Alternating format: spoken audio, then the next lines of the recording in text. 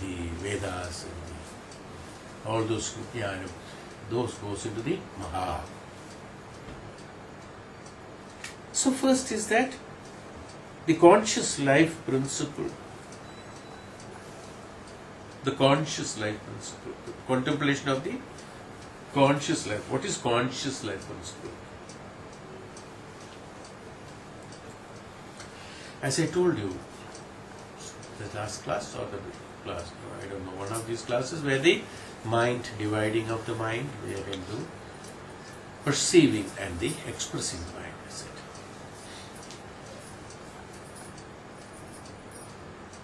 The intellect, what we call as that, where the pure jnanam is being transmitted from the antaratma, like in the sutras. Sutras said,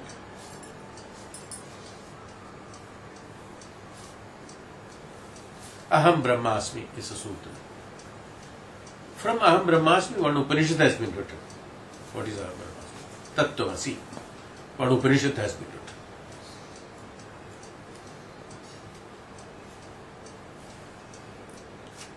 Shiva Sutras we read, Brahma Sutras we read. Sutras are those that which are like seeds, where the whole knowledge is incorporated, Sukshmata in Sukshma Shariram. From that slowly you start analyzing things. It can be expanded, as I told you. How do you expand it? Once you expand, the whole universe can be created from that seed. That seed is that perceiving mind, that which goes into the subtlest form of the external part of it. And that subtlest form of the mind, in the total mind, which is analyzed, the perceived ideas of the objective experiences, analyzed by the intellect, by the antaratma, by the intellect, where the jnanam is there, where the knowledge is there. Which jnanam? The Atma jnanam is there, where the true truth is there. Where the Atma jnanam, where is the truth, where there is no classification analysis done by the bodha or buddhi or the intelligence. This analysis will create the true result of the karma phala, the true result of the karma phala, which ultimately goes into the karana sharira. Here, in the Adhyatma status of meditation, what we are not talking about the acceptance of the karma phala and getting a rebirth on that. That is not the purpose. The purpose is that to evolve from this. Purpose is to liberate from this. So here what happens, the perceiving ideas of the perception of through the antaratma, perception through the mana, that perceiving mind, and the expressive mind has been divided into two parts, and the expressive mind is more understandable by the person concerned as we are conscious about it, which is known as the consciousness. Consciousness of the sharira, consciousness of the mana, consciousness of the objects, consciousness of the karma, consciousness of everything.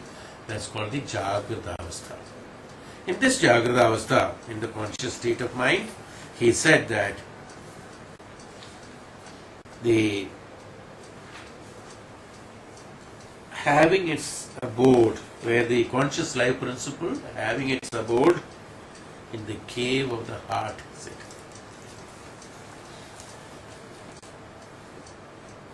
These are all the Vedantic languages.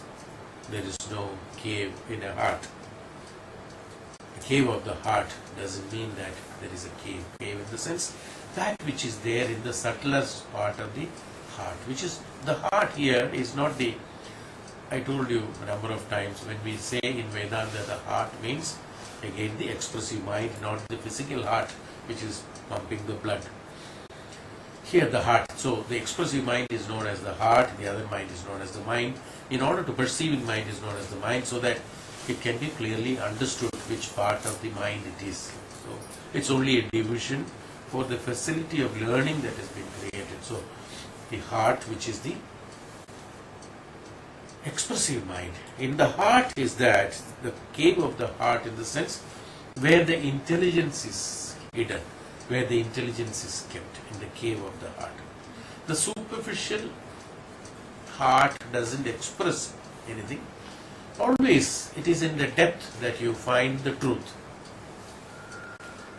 The bottom of the ocean is the one which reveals what all the ocean contains.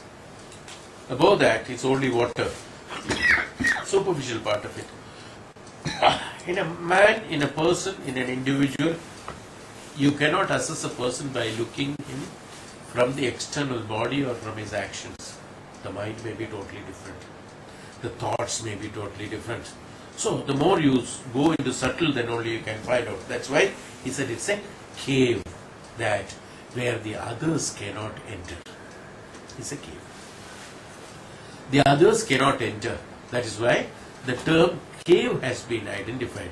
That is where you have kept your intelligence in the heart. Through that intelligence only we analyze the external objects in our system. So perception, that expression is the one, that means the external body, the external indriyas. The karmendriyas are acquiring the objective experiences through this intelligence. Now, I have explained about the intelligence, how this intelligence, the buddhi, has come. Yes. It's only based on again the experiences that you have undergone in the previous janma or in this janma. Only through that experiences only you can have the development of the intelligence. Intelligence has got its limitations, because the intelligence is the one you use it for analyzing the objects and objective measures to understand it. Why is it intelligence used for? Just to understand that, to know that, to understand that. This is done by the external mind. It's known as the expressive mind, from the external mind. From that only the tattvas are derived and then perceived into the perceiving mind inside. When the perception is done, that perception is analyzed by the intellect, where it has got the jnanam. The person who doesn't use the perceiving mind or expressive mind, using only the intellect in a raw form, is the one which creates the destruction. In that intellect, the death is not death, killing is not killing, destroying is not destroying. Is why people like Ravana followed the intellectual method of utilization of the karmas. They did not use the mana, mind, the perceiving mind and the expressive mind in that. If you do not use the perceiving mind and expressive mind, and you try to use the intellect in the raw form without any true analysis of application towards the objective world, it will not fit in. You see, everything has got a method of application. Otherwise, it is not possible. Yes, you do not light a stove or a oven or a gas oven with a big, Olympic flame. Is it necessary? Even though that is also fire. That's not necessary. What we need is a small fire there, so that it doesn't disturb it. The big fire is not necessary. What have you done? The magnitude of fire, the intensity of fire or the magnitude of fire has been brought down into a convenient performance, a convenient performer, in order to light a smaller lamp or smaller oven. That's all. But when it has to be used at a higher level, the magnitude has to be increased. This is what we should do with intelligence. But an intellect says, set fire to the oven. Okay. Right? Now then you should have a perceiving mind and an expressive mind. The perceiving mind says that ultimate intention of that is to burn the oven or burn the lamp. In order to burn the lamp, why should I use that big fire? Instead of that, for my convenience, why not I make it smaller and utilize it? So that is good enough. Is that what we do with intelligence?